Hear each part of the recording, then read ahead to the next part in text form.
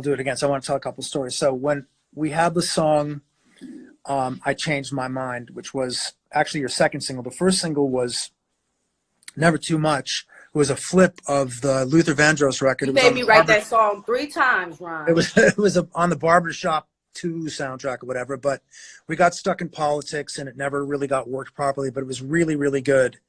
And you know, we had Luther Vandross's Wind Beneath Our Wings, and it's, you know, it's kind of a little lost, hidden Keyshia Cole gem.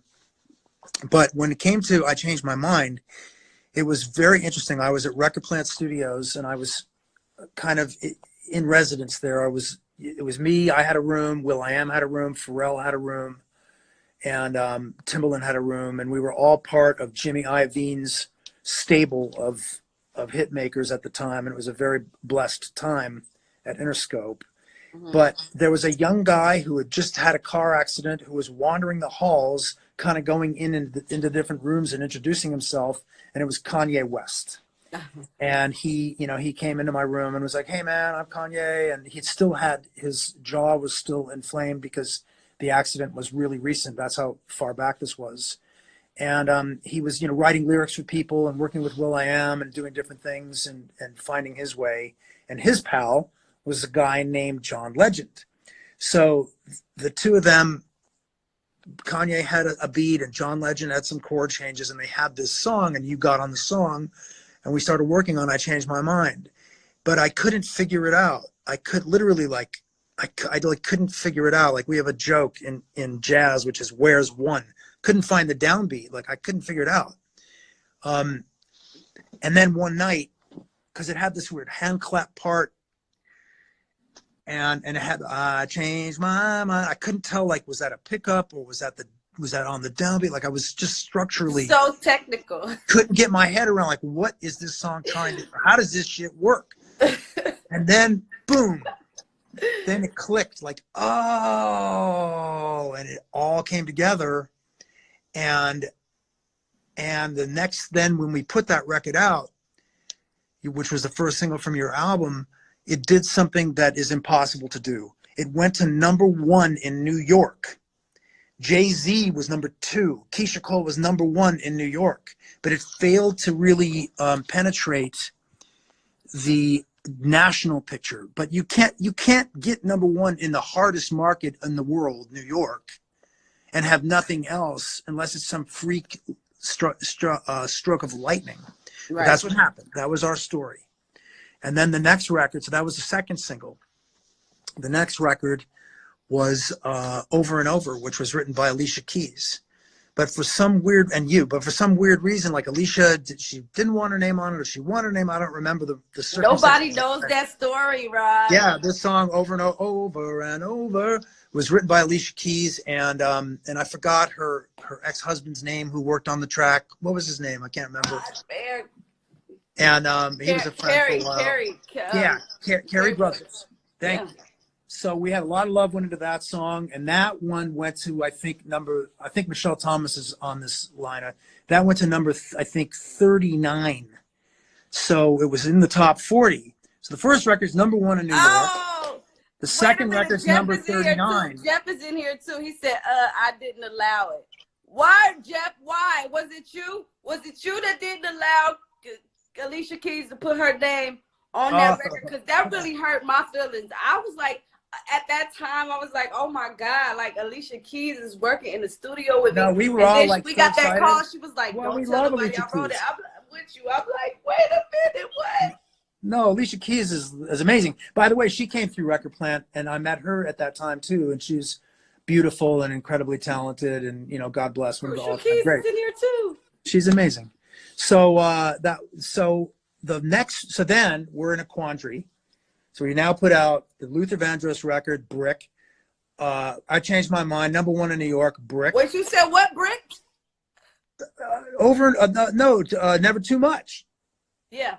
Never Too Much, Brick. Then I Changed My Mind, #1 in New York, Brick everywhere else. Then Over and Over, number 39. You Want to Kill Yourself. So then it's a big dilemma, and our artist development exec, who I think is on this, Michelle Thomas, was like, "Would you please just listen to the woman in the room and shut your shuts the fuck up on everything else, and I will tell you what the song is. And of course there's a lot of characters who need shout outs here: Garnett, Mark, Steph Johnson, all the people that contributed to your incredible career. So if I'm not mistaken, this is just my version of events. Michelle Thomas was the one who said, "Should Have Cheated" is the hit. That's the song. I should have cheated. And you all need to put that out. So we started to retool the song.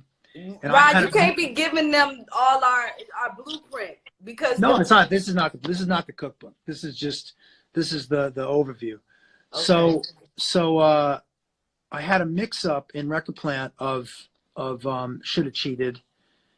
And it was like a rough mix. It was like I wanted to play it for the promotion department, and we changed some of the vocals.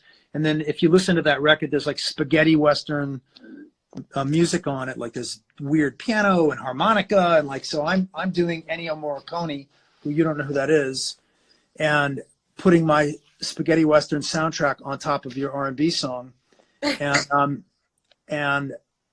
then I thought, okay, record's done. So I got Dave Pensato to mix it. I'm pretty sure Manny Marroquin mixed it. And in the end, the mix that went out, that went to #1, was the one that was the rough mix that I had no confidence in, but it was Love, my right? mix. But the song went to #1 on the R&B chart, and it was your first really big hit. And here's the punchline. So we all took so much pride, all of us at Interscope, you know, Steve Berman, Garnett, Steph Johnson, all of us who worked so hard to get that.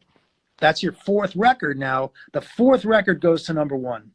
So with pride in my heart about sticking with it and about believing, I went to my boss, Jimmy Iovine, and said, you know, Jimmy, we look so good out there in the street because we took this artist and we stuck with her and we plowed through and we got our first #1 record. And he said, as only he can, in the most loving and funny but important kind of way, he said, well, Ron, it only means that you picked the wrong single the first 3 times. So anyway, that was tough love that I got from Jimmy, and he stuck with us, and I appreciated it so much. And then after that was Love.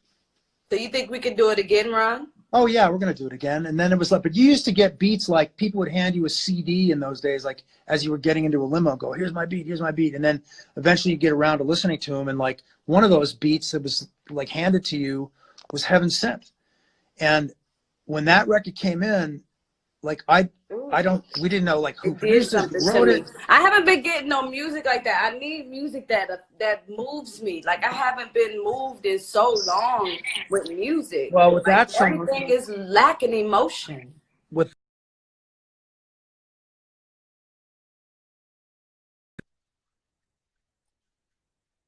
come through and he said, let me see what are you working on?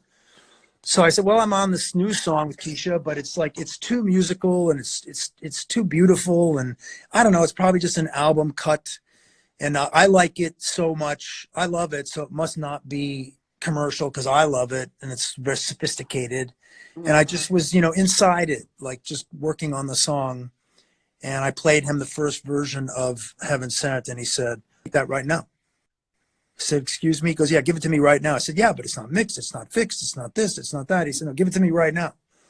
And I gave it to him. And before we knew it, like that song took off like a rocket ship. And that became a #1 record.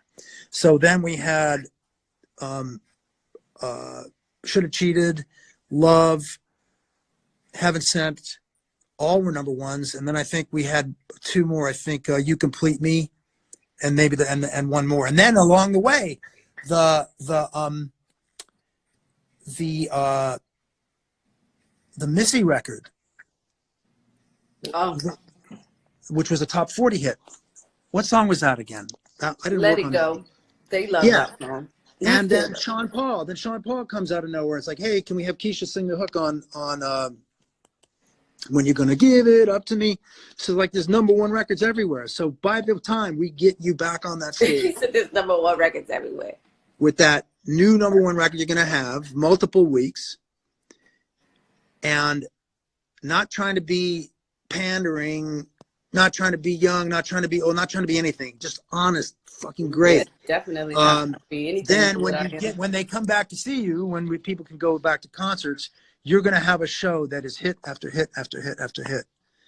And people are going to realize, damn, this little girl from Oakland, she really did something great in her life.